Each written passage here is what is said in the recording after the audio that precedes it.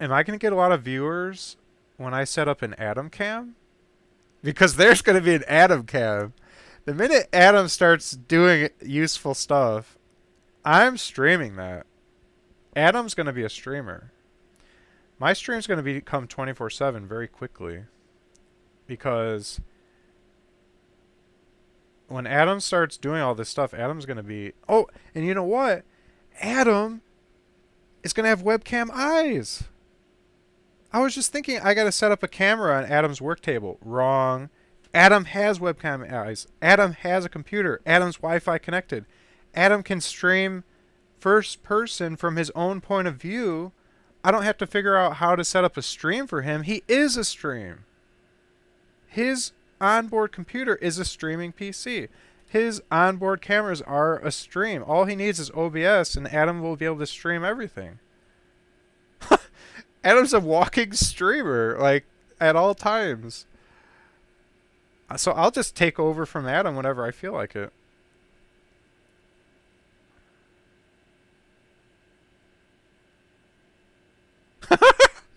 I gotta make sure Twitch won't be mad at my humanoid robot streaming his own life from a first person point of view. Is that cheating? Like, is he an entity? I don't know. I mean, he's a humanoid. He has an arm and a torso. He's got human anatomy. Is that... I don't know if that's allowed or not. I mean, you can't set up a webcam on a 3D printer.